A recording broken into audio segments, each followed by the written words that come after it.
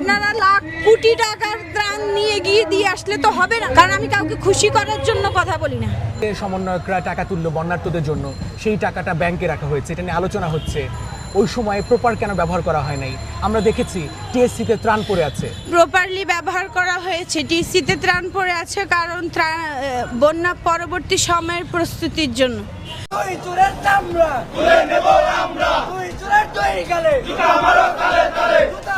বন্যার টাকা হারায় গেছে, বন্যার টাকা নাই, বন্যার সময় বন্যার টাকা কাজে লাগবে, বন্যার টাকা ব্যাংকে রাখার জায়গা না।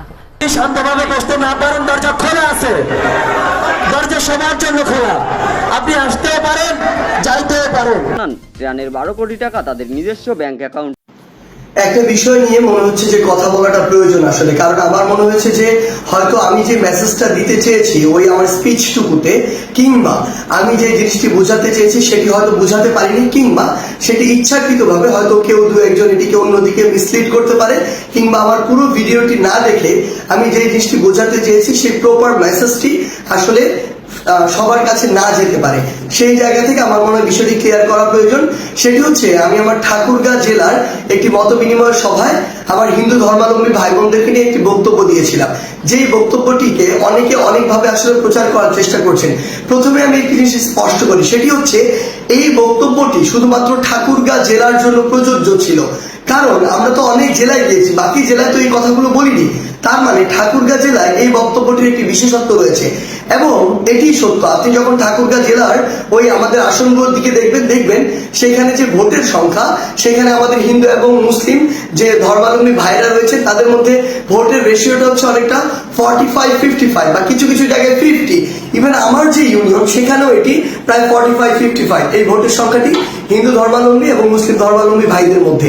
এখন আমি যে কথাটি সেখানে বলেছিলাম সেটি হচ্ছে, আমার সবচেয়ে খারাপ লেগেছে আমি যখন দেখেছি আমি আমার এলাকার যে ভাই বোনদের সাথে, যে বন্ধুদের সাথে, যে ছোট ভাইদের সাথে, হিন্দু ধর্মাবলম্বীদের সাথে একসাথে বড় হয়েছে, একই স্কুলে পড়েছি, একই জায়গায় পড়াশোনা করেছি, প্রাইমারি স্কুল লেভেলে, হাই স্কুল লেভেলে, তারা যখন আওয়ামী লীগ সরকার চেঞ্জ হওয়ার সাথে সাথে একটি ভয় নিয়ে, একটি আশঙ্কা নিয়ে তারা যখন ঘর বাড়ি ছেড়ে ওই ভারতের সীমান্তের দিকে রওনা হয়, যখন তাদের ঘর বাড়িতে হামলা করে, এটাও সত্য, ওই হামলা কিন্তু ধর্ম দেখে হয়নি, ওই হামলা হয়েছিল পলিটিক্যাল যে বিষয়গুলো সেই বিষয়গুলোকে প্রাধান্য দিয়ে।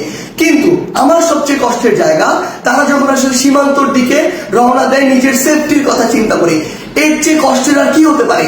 কেন তাদেরকে ধর্ম দিয়ে জাজ করা হবে? এই আন্দোলন তো নির্দিষ্ট কোনো ধর্মাবলম্বীদের আন্দোলন ছিল না, এই আন্দোলন বাংলাদেশের সকল ধর্মের, মতের, বর্ণের, সকল বয়সের, ইভেন ফ্যাসিস্ট আওয়ামী লীগ বাদ দিয়ে সকল রাজনৈতিক দলের অংশগ্রহণের একটি আন্দোলন ছিল। সেখানে তারা তো বাংলাদেশের নাগরিক, বাংলাদেশের নাগরিক হিসেবে কেন তাদের মধ্যে এই ভয়টি থাকবে? কেন তারা এই বর্ডারের দিকে যাবে? সেই জায়গা থেকে আমি বলেছিলাম যে এই দায়টি আসলে একদিক দিয়ে আপনাদের উপরে যায়। আমার যুক্তিটি বুঝতে হবে কেন আমি বলেছিলাম যে এটি আপনাদের দিকে যায়। কারণটি হচ্ছে, আমাদের ওই নির্দিষ্ট এরিয়ার জন্য, আমি পুরো বাংলাদেশের কথা জানি না, আমার ওই নির্দিষ্ট এরিয়া ঠাকুরগাঁ কিংবা আমার যে ইউনিয়ন বা উপজেলা, ওই নির্দিষ্ট এরিয়ার একটি মেসেজ, এটি সবাই স্বীকার করবে, এটি মনে করা হয় অলমোস্ট 80-90% কেসে এটি এমন, এটা সবার মধ্যে একটা চিন্তা সেট হয়ে গিয়েছে যে কেউ যদি হিন্দু ধর্মাবলম্বী হয় তার ভোটটা নৌকাতে যাবে।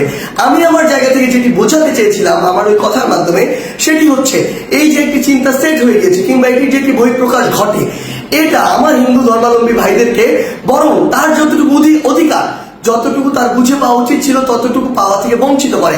কারণ আওয়ামী লীগ অন্তত ওই অঞ্চলটুকুর জন্য মনে করে এই ভোট ব্যাংকটি আমার ফিক্সড। এবং সবচেয়ে বড় যে সমস্যাটি হয়, তখন কেউ একজন যখন সহজে কাউকে পেয়ে যায় তার মূল্যটি আর দিতে পারে না। সেম জায়গায় আপনারাই, আমাদের যারা হিন্দু ধর্মাবলম্বী ভাই বোনরা রয়েছে, আপনারা চিন্তা করুন তো, এই বাংলাদেশে বিগত 16 বছর কত বড় বড় ঘটনা হয়েছে, বিভিন্ন উপাসনালয় থেকে শুরু করে হিন্দু ধর্মাবলম্বী ভাই বোনদের উপরে, কোনটির বিচারের সর্বশেষ এবং যৌক্তিক একটি বিচার এই বাংলাদেশে আওয়ামী লীগের আপনারা দেখতে পেয়েছেন? আওয়ামী লীগের আমলে আপনারা দেখতে পান নাই। বড় বড় যদি হাতে গোনা 5টা ঘটনা আপনি একত্রিত করেন, কোনটা আপনারা এই পর্যন্ত যৌক্তিক বিচারটি পান নাই।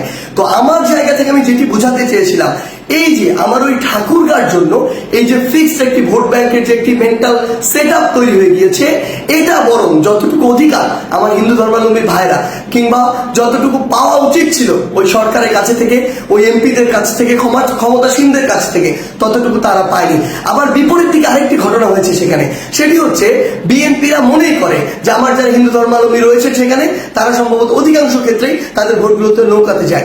সেই ক্ষেত্রে তারা যদি কখনো ক্ষমতায় আসে বা থেকে থাকে, তাদের কাছেও যতটুকু গুরুত্ব পাওয়ার কথা বা যতটুকু প্রায়োরিটি পাওয়ার কথা ততটুকু পায় না। তো দিন শেষে কি দাঁড়ায়? দিন শেষে তারা আসলে বোথ সাইড থেকে আমার জায়গা থেকে মনে হয়েছে ওই নির্দিষ্ট এরিয়াটিতে বঞ্চিত হয়েছে।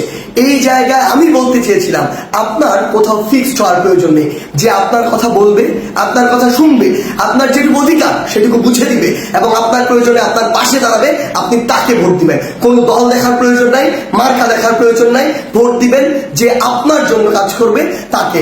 এবং আরেকটি জিনিস স্পষ্ট করি, একদম 5ই অগস্টের সেই ছাত্র জনতার অভ্যুত্থানের দিনে সন্ধ্যায় যখন আমার ইউনিয়ন থেকে আমার একজন বন্ধু ফোন দিয়ে বলে, হিন্দু ধর্মাবলম্বী একজন বন্ধু, কারণ আমার ইউনিয়নে 45-55 হচ্ছে এই রেশিওটা হিন্দু ধর্মাবলম্বী এবং মুসলিম ধর্মাবলম্বীদের মধ্যে। তো আমার বন্ধু যখন একজন ফোন দিয়ে বলে যে তারা আশঙ্কা করছে যে তাদের কোনো একটা ব্যবসায়িক প্রতিষ্ঠানে কিংবা বাসায় আটক হতে পারে, অ্যাটাক হতে পারে, সেই জায়গা থেকে সাথে সাথে 5ই অগস্টের প্রথম আমার হিন্দু ধর্মাবলম্বী ভাইদেরকে যেন প্রোটেক্ট করা হয় সেই বিষয়ের ভিডিও যার থেকে গিয়েছিল তার নাম সার্জিস। এবং এরপরও আমার বিভিন্ন জায়গায় হিন্দু ধর্মাবলম্বী ভাই বোনদের বন্ধুদের সাথে যখন আমরা মিটিং করেছিলাম কিংবা বিভিন্ন আমরা ঢাকেশ্বরী মন্দির থেকে শুরু করে বিভিন্ন জায়গায় আমাদের প্রতিনিধি দল গিয়েছিলাম, আমরা আমাদের জায়গা থেকে সর্বোচ্চ যে বিষয়টি নিশ্চিত করার চেষ্টা করেছিলাম সেটি হচ্ছে যে তাদের যতটুকু অধিকার পাওয়ার কথা এবং তাদের সাথে যেন কোনো অন্যায় না হয়, যতটুকু অধিকার পাওয়ার কথা ততটুকু যেন তারা পায়। হয়তো আমি আমার জায়গা থেকে সেদিন আমার মেসেজটি ঠিক মতো বোঝাতে পারিনি, যদি আমার সীমাবদ্ধতার কারণে আমি বোঝাতে না পারি সেই জন্য অবশ্যই আমি আমার জায়গা থেকে দুঃখ প্রকাশ করছি, এটি করতে আমার বিন্দুমাত্র সমস্যা নেই। কিন্তু আমার যে উদ্দেশ্যটি ছিল সেটি ছিল অবশ্যই আপনাদের যে অধিকার সেই অধিকারের পক্ষে। এবং আরেকটি যে স্পষ্ট করে বলে দিতে চাই, বাংলাদেশের নাগরিক হিসেবে যতদিন আপনি আপনার এই অধিকারটুকু বুঝে না পাবেন ততদিন আপনাদের পক্ষে আমাদের সবার যে লড়াই, বৈষম্য বিরোধী ছাত্র আন্দোলনের যে লড়াই, সেটি চলবে। ধন্যবাদ।